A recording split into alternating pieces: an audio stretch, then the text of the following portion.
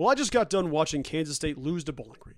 That sucks. That was a real kick in the crotch. That was an awful product. It was an awful game start to finish, horrendous product to watch, and it was an absolute disgrace to Kansas State sports. Now that said, something that sucks almost a little bit more than the loss itself, trying to start or create something when the thing that you focus on is underwhelming. For Kansas State, like, this whole channel is about Kansas State.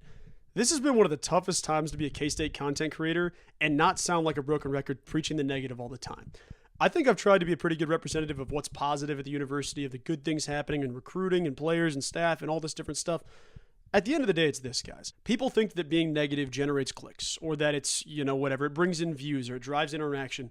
The reality situation is that when we lose, when we stink, when I talk bad about the team, you guys don't want to click and watch because you already saw the crappy product we just watched. Why would you want to watch me crap on that on top of that? I totally get that. There's been times when I've been way too positive and way too negative about things. This is probably going to be somewhere in the middle. With Kansas State sports, I will call it like it is. If the team's good, I will talk about them in a good manner and I will go to bat for them all the time. When the team's bad, I'll probably talk bad about them and talk about where they need to improve, the things they need to do better. But let me be clear. There is no one on this earth that wants Kansas State to win more than I do.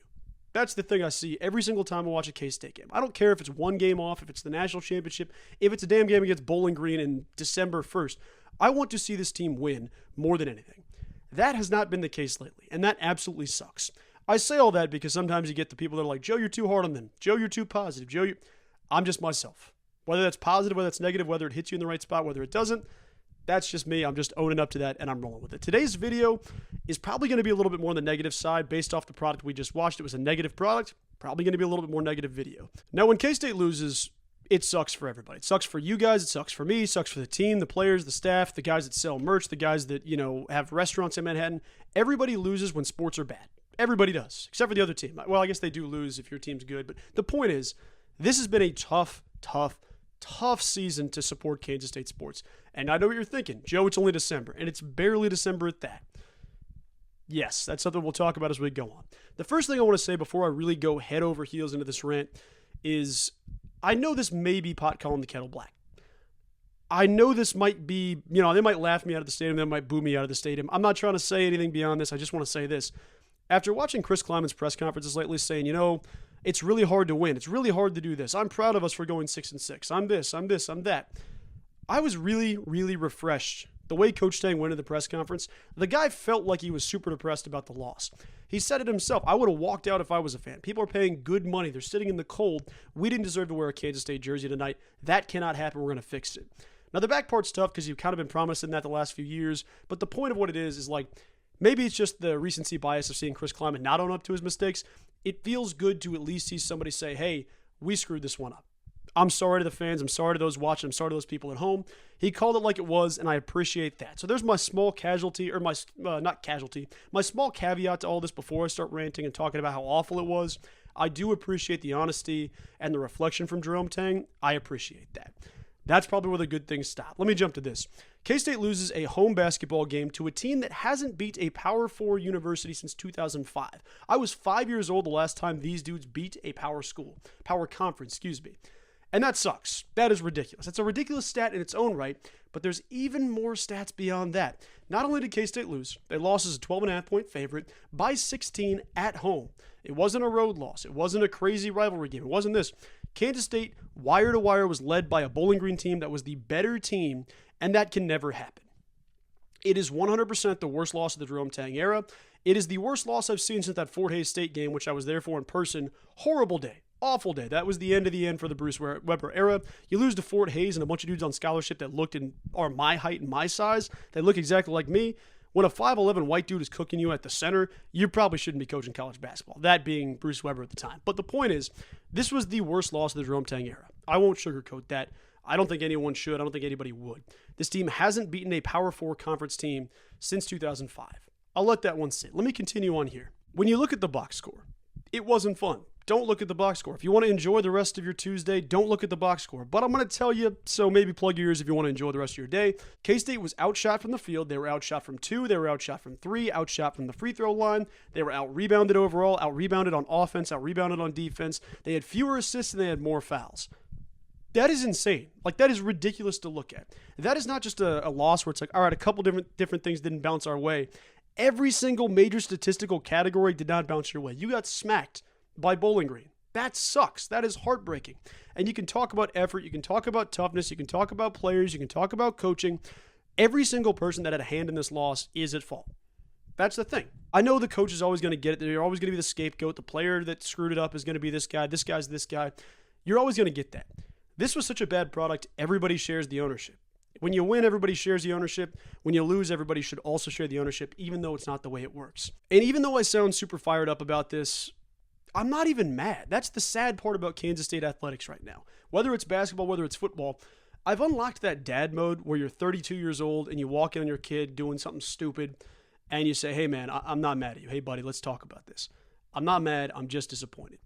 Why do I need to be talking to Kansas State athletics like I'm their father? Like, I can't look at this team and say, guys, I'm disappointed. I'm not mad at you, but I am comfortably numb with the losses at this point.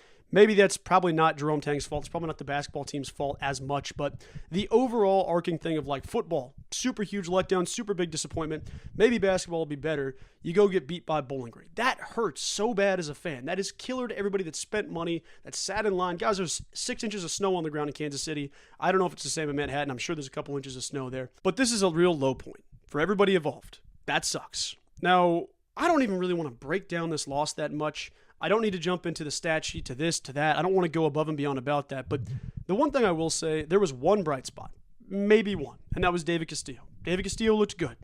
When I say this, when you look at a pros and cons list and you can look at the pros and count them on one finger, let alone not just one hand, one finger, and then to highlight the cons, you need 4 feet and 13 hands. Like, that is not a good day. That is an awful day. There's not much to say. Like, which reason do you want to point this out as a loss? We can't defend worth a damn.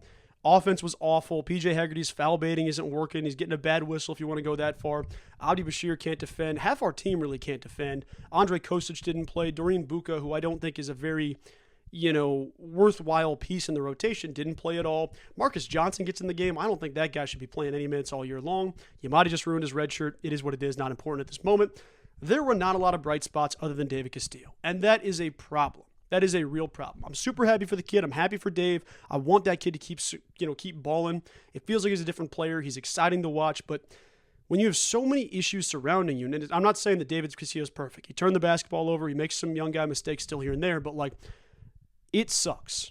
You can't have one bright spot against a team you're supposed to win by almost 2 touchdowns.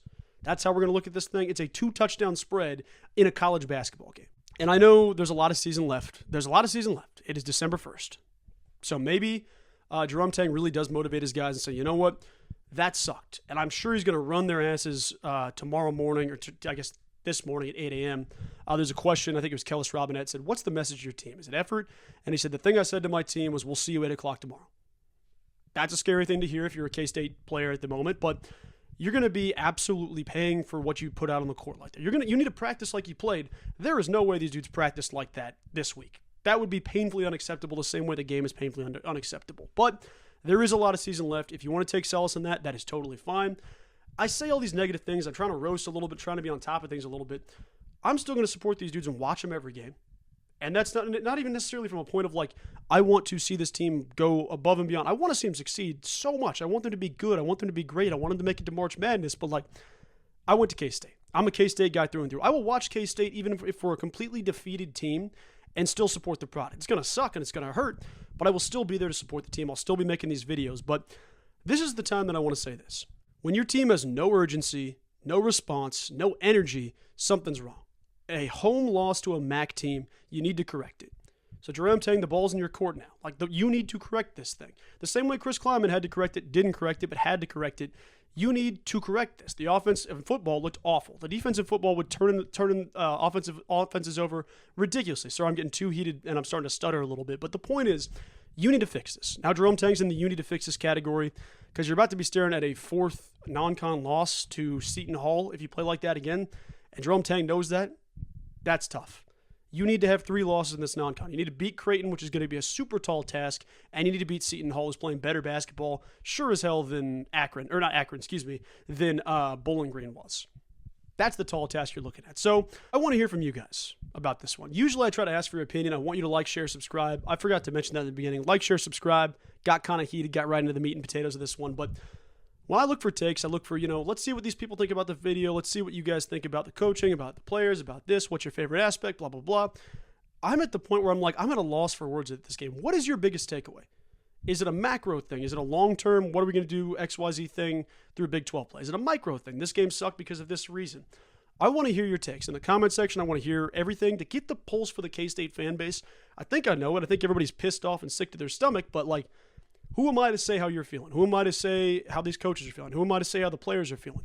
Everybody associated with this should feel however they want to feel, but I'm interested to hear how that affects you.